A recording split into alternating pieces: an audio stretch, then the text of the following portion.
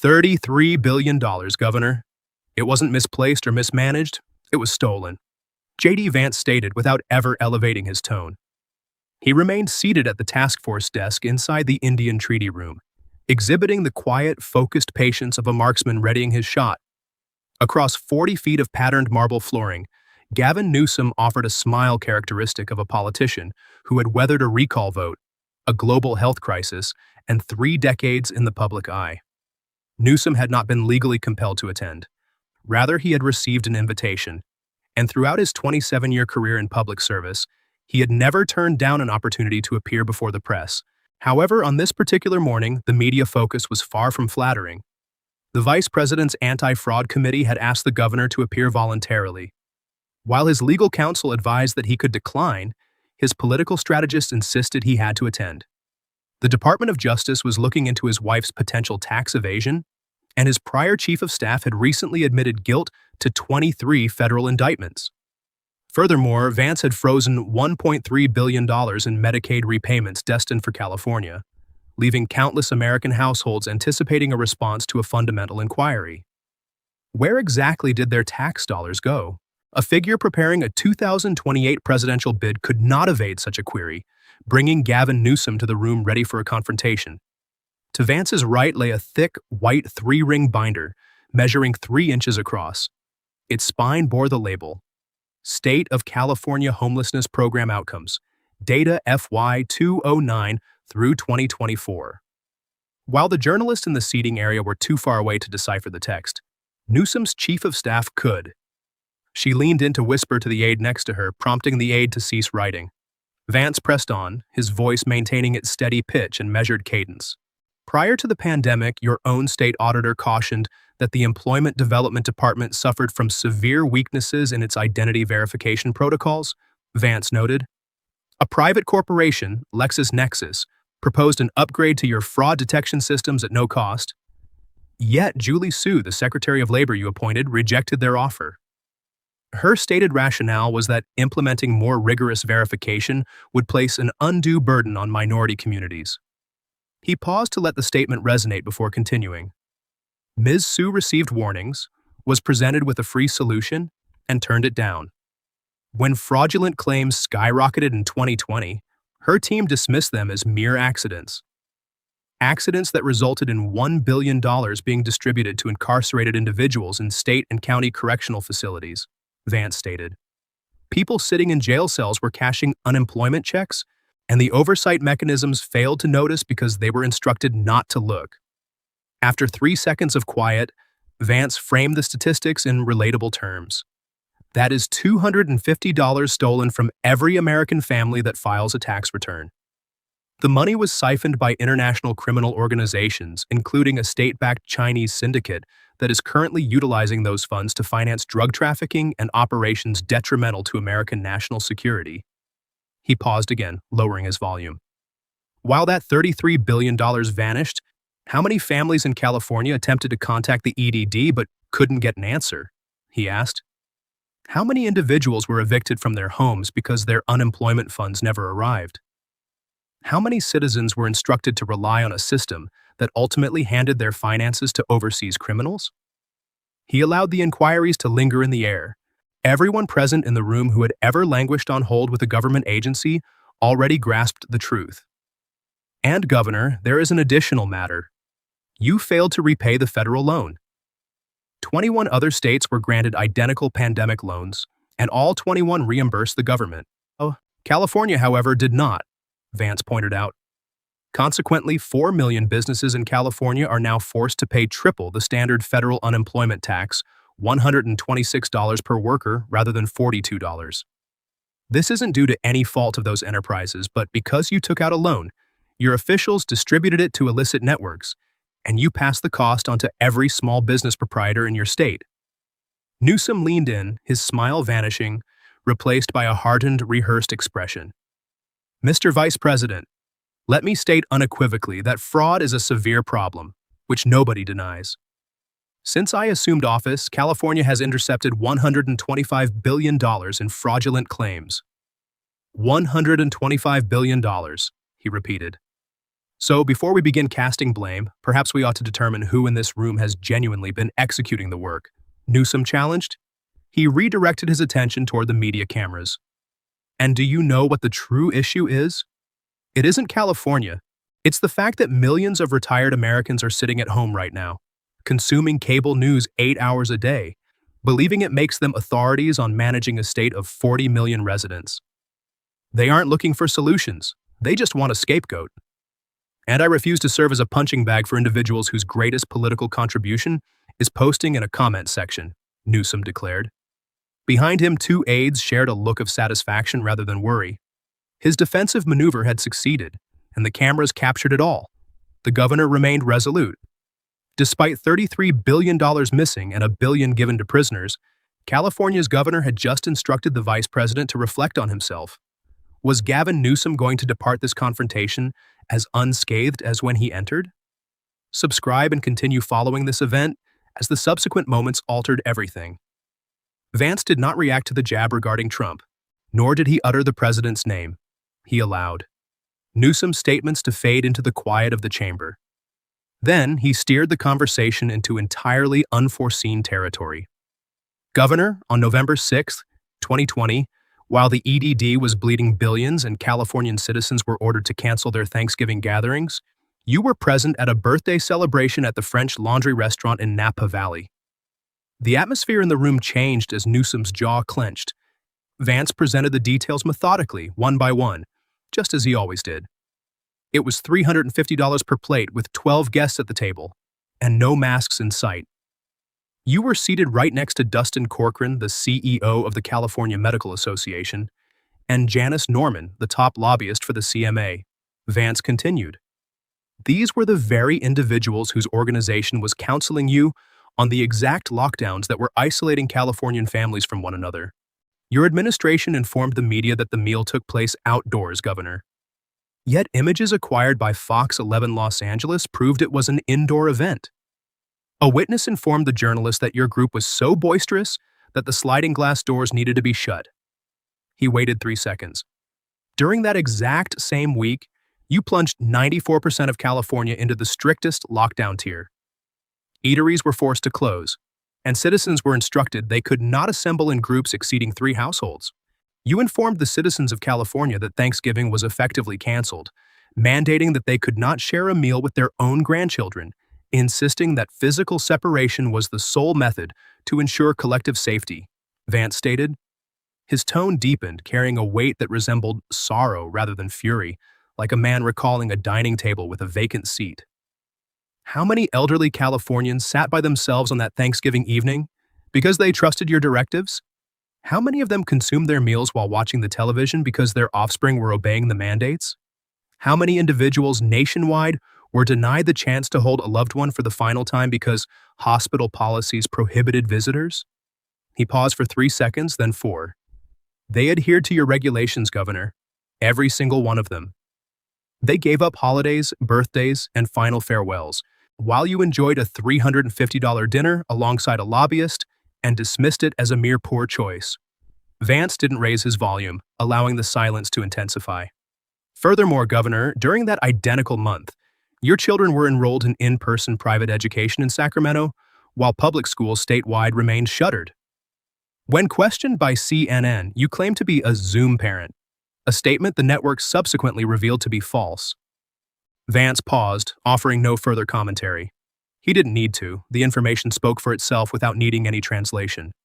He proceeded with the same steady, level delivery, but pivoted the topic from hypocrisy to alleged corruption. Allow me to inquire about a specific issue, Governor. In 2023, you enacted AB 1228, which elevated the minimum wage for fast food employees from $16 to $20 per hour. Every franchise was mandated to obey, with the exception of one specific group. He presented the evidence methodically. The legislation carved out an exemption for establishments that bake and sell bread as an independent menu item. That particular loophole was perfectly tailored to the business structure of a single enterprise. Panera Bread, Vance pointed out. The most prominent Panera franchise owner in California was Greg Flynn, a billionaire and the biggest franchise operator nationwide. Mr. Flynn contributed a minimum of $164,800 to your gubernatorial campaigns. You both went to the same high school, and in 2014, Mr. Flynn bought a Napa Valley resort managed by your own hospitality firm. These facts are completely accessible on the public record. Vance refrained from labeling the situation as bribery or corruption. He merely laid out the timeline and let the facts stand. When journalists questioned you regarding the loophole, Governor, you referred to it as the sausage-making process of politics, Vance noted. 5 seconds of quiet enveloped the room. Somewhere in the seating area, a reporter stopped writing. Meanwhile, every Wendy's staffer in Fresno, every Taco Bell worker in Bakersfield, and every youth manning a drive-thru to afford community college tuition was subjected to the mandate. They received the $20 minimum wage requirement. Yet Mr. Flynn, the billionaire who has your personal contact information, received a pass. It was the same legislation, Governor, but applied differently, and you dismissed it as sausage-making. Newsom did not let the quiet linger. A visible shift occurred in his demeanor. His charisma faded, replaced by an instinct for combat rather than panic. Gavin Newsom had previously faced off against Ron DeSantis on national broadcasts, sparred with Sean Hannity on Fox News, and navigated a recall campaign sparked by his own blunders. He was not easily shaken, and when he opted to retaliate, he aimed to inflict damage. He leaned in, placing both hands flat on the desk, devoid of any smile. "Mr. Vice President, you wish to discuss integrity?" His tone had shifted. Becoming rigid and resolute, the sound of a politician deciding that playing defense was over and a counter-offensive was necessary. "Allow me to pose a question that the citizens of America deserve a response to," Newsom stated. He allowed the tension to mount for a second or two. "You referred to the individual you currently serve, and I am quoting you verbatim, as America's Hitler. Those are your exact statements, documented in print, in private communications, and repeated in public broadcasts. Therefore, you were either being deceitful back then about the man you now serve as vice president, or you are being deceitful right now regarding your commitment to honesty and integrity. Which is it, Mr. Vice President? Because you cannot play both sides." The audience reacted. 2 journalists rose from their seats and a cameraman shifted his lens. The atmosphere in the chamber transformed entirely from a formal inquiry into a brawl. Newsom relentlessly pressed his advantage, acting on the impulse of a combatant who realizes he has struck a nerve. "You are occupying a facility funded by the American public, attempting to lecture the executive of the 5th largest economy on the globe," he asserted. "California's gross domestic product surpasses that of India. We are the national leaders in technological innovation, agriculture, media entertainment, and renewable energy. If our state were an independent nation, it would hold a seat in the G7. So, before you sit there clutching your binder with your prolonged silences and your sorrowful expressions, questioning our state's governance, Mr. Vice President, respond to this. What exactly has the state of Ohio generated recently, aside from your position in the Senate?" Someone in the rear seating area let out a breath that closely resembled a chuckle. The representatives from California sat up straighter in their seats. Newsom maintained direct eye contact with Vance, refusing to blink. The governor had effectively launched a verbal assault, and it struck its target. He had weaponized the vice president's own documented quote, "America's Hitler," tossing it like an explosive device onto the marble floor. How does one formulate a response to an inquiry that lacks a neat resolution? How does one justify their moral standing when their opponent is wielding their own words like a chambered round? Stay tuned, because what transpired next was entirely unanticipated by anyone present. Vance remained silent for 4 seconds. His right hand slid across the desk, not clenching into a fist, not shaking, but moving deliberately. For the inaugural moment during the proceedings, the absolute calm was disrupted. Then he began. He paused, taking a breath. The word had escaped too swiftly, lacking completion, and the audio equipment amplified the ensuing quiet. He attempted again. "I have uttered things of which I am not proud," Vance admitted. This was not a pre-written talking point, nor was it read from his notes. For the first time, the vice president spoke authentically, unscripted. His tone then stabilized. "I have been transparent about those instances, and I will bear that burden," he said, pausing for 3 seconds. His voice then regained its steely resolve, not because the criticism didn't land, but because his objective wasn't complete. However, we are not gathered here to deliberate on my previous remarks, Governor. We are here to examine your governance record. He let the declaration resonate before proceeding. During your gubernatorial campaign, you vowed to construct 3.5 million residences, Vance noted. When journalists questioned why only 640,000 had been completed, you dismissed it as a stretch goal. Go tell that to the young family in San Jose who were unable to purchase a beginner property priced at $874,000. Inform them that their prospective future was merely a stretch goal. Vance took a brief pause. 1.7 million residents have departed California during your tenure, a figure exceeding the total population of your state's capital, he declared.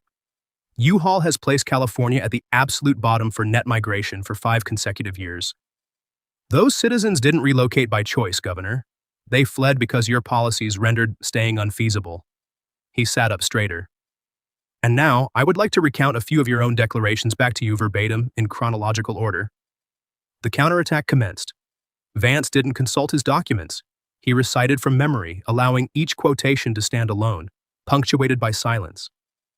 In 2008, while serving as the mayor of San Francisco, you announced to the media, and I quote verbatim, "I will eradicate homelessness in this municipality." After 3 seconds of silence, he delivered the subsequent point. 2019. While campaigning for the governorship, you pledged to construct 3.5 million fresh housing units by the year 2025. Silence followed. 2022. When the press highlighted that a mere 640,000 units had been erected, you labeled it a stretch goal. The ensuing silence was more prolonged, allowing the attendees to process the numbers. 2023. While speaking at a televised press briefing, you told the audience, "You want to know who the homeless czar is? I am the homeless czar in the state of California." Vance's tone remained remarkably consistent. He wasn't escalating into rage, but rather moving toward a more devastating precision. April 2024. Grant Parks, your own state auditor, published a document revealing that your government had allocated $24 billion to combat homelessness across 9 separate agencies and upwards of 30 initiatives, yet failed to reliably monitor if any of it was effective. Vance recited. He paused again. September 2024. A bipartisan coalition of your own state legislators enacted a measure mandating your administration to commence tracking those expenditures, known as AB 2903. It received affirmative votes from both Democrats and Republicans. Another pause. His voice lowered. You vetoed it. The term settled heavily in the chamber. Newsom's right hand drifted toward his stack of index cards but halted midway, as if his physical response preceded his mental processing. Vance rested a hand on the large white binder, though he kept it closed. $24 billion, Governor, a sum larger than Iceland's gross domestic product. 9 government departments, 30 distinct programs, and a homeless demographic that swelled from 151,000 to 186,000 during your tenure, a 23% increase, while the national average declined. He tapped the binder once more without opening it. I was raised by my grandmother on a minimum wage income in Middletown, Ohio, he shared. She monitored every penny closely. She taught me that there is no action more despicable than stealing from individuals who cannot afford the loss. Newsom seized upon the momentary gap. Leaning forward, his vocal tone stabilized. Something written on his note cards had captured his attention, and he spoke with the assuredness of someone who had unexpectedly discovered solid footing in a swamp. Mr. Vice President, you just recited a chronology for me. Allow me to provide a detail you omitted, he countered. He squared his posture, his magnetic charm had not fully returned, but a profound conviction or a masterful display of it took its place. When the state auditor issued that evaluation in April 2024, my office concurred with every single suggestion provided. Every single one. We pledged in writing to put them into practice. That documented reply was authorized by the director of our Interagency Council on Homelessness, Newsom declared. It is a matter of public record, Mr. Vice President. It is available for anyone to review. Therefore, do not sit there claiming to the American public that I disregarded the auditor.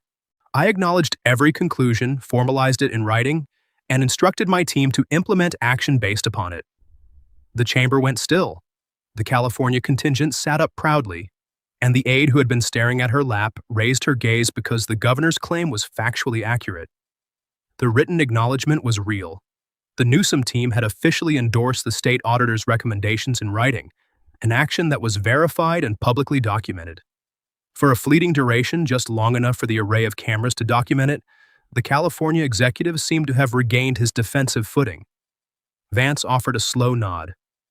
"You are correct, Governor. Your office did draft that response, and you did concur with each recommendation." The attendees held their collective breath. 2 seconds passed. And 5 months following that, when the state legislature took those precise suggestions and drafted them into legislation, you vetoed the bill. He let the reality of the statement take hold. You agreed with the medical assessment, Governor, and then you killed the remedy. Newsom opened his mouth to speak, but no words emerged. The defensive shield he had erected merely half a minute earlier did not crumble from an external force. It imploded. The very agreement he highlighted was now serving as the opposition's primary evidence. He was unable to feign ignorance of the issues, as he had literally signed a document acknowledging them. He couldn't argue that the lawmakers had overstepped, considering they had crafted a bill rooted in the very advice he had already embraced.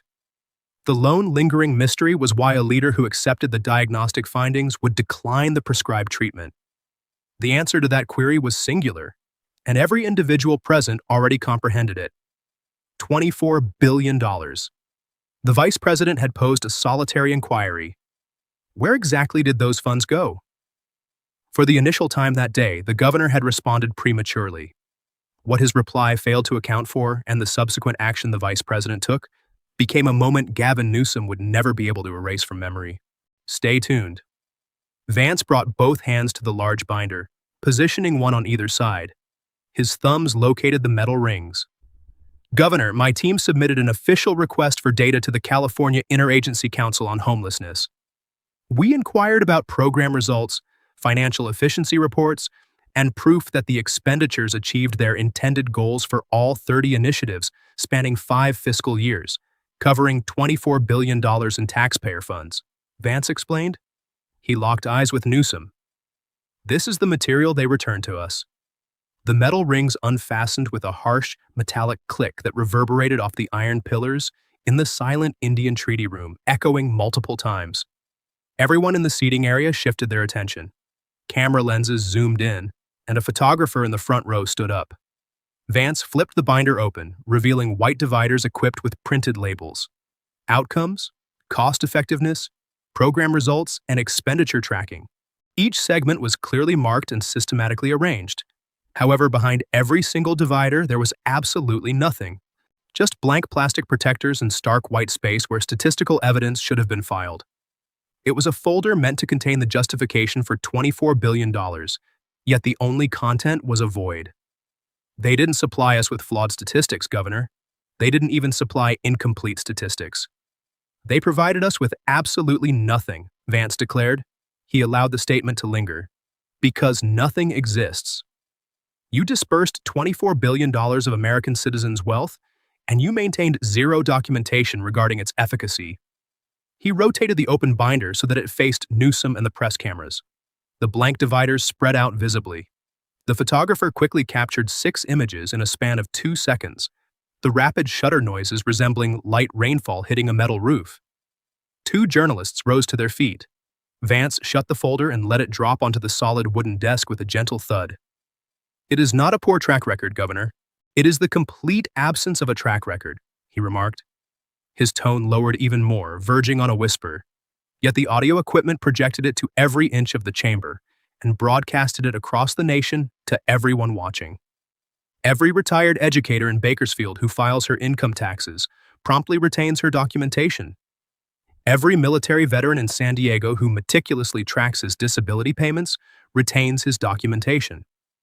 Every small business proprietor in Fresno who works late at her dining table, organizing a shoebox full of transaction slips, retains her documentation. They do not possess the backing of the 5th largest global economy. They don't have 9 distinct departments, 30 initiatives, or $24 billion at their disposal. Yet they hold on to every single receipt. Every last one. he emphasized, pausing briefly. Why were you unable to do the same? He leaned in slightly, altering his physical stance for the first time during the proceedings. Governor, you concurred with the auditor's conclusions, and you signed a document affirming your comprehension of the issue, only to veto the legislation designed to correct it. Provide me with a single justification, just one. Why? Gavin Newsom began to speak. The truth of the matter is that California has consistently... He paused. The statement hung incomplete. Only the sound of ambient air drifting across the microphone could be heard. He made another attempt. We have routinely, and halted once more. This wasn't the pause of an individual deep in thought. It was the hesitation of someone searching for a customary defense and discovering that their mental arsenal was entirely depleted. He cast his gaze downward toward his note cards. He flipped one and then another. His fingers isolated a card near the base of the pile and extracted it. His vocal tone grasped onto the written words like a lifeline, dangling over a precipice. I rejected that legislation because comparable statutes are already in effect. Assembly Bill 166 mandates reporting procedures for our two most significant homelessness initiatives, making the new bill unnecessary. The chamber breathed a collective sigh. Newsom raised his chin marginally. While his signature charm was absent, he managed to project a semblance of stability. For approximately 3 seconds, he felt he had recovered his composure. Vance provided a nod. Assembly Bill 166 oversees 2 initiatives, Governor, he noted, waiting 1 second. You provide funding for 30. In just 6 words, the incomplete defense wasn't violently dismantled. It simply evaporated into nothingness. Newsom had effectively proclaimed to the country that monitoring merely 2 out of 30 projects was adequate, and that the remaining 28 initiatives, which consumed billions in funding, necessitated absolutely no financial oversight. This was presented as his ultimate counter-argument. His hand retreated to his stack of index cards. He flipped them over at a sluggish pace, not with the frantic energy of someone seeking a retort, but with the defeated acceptance of someone realizing that no viable retort existed.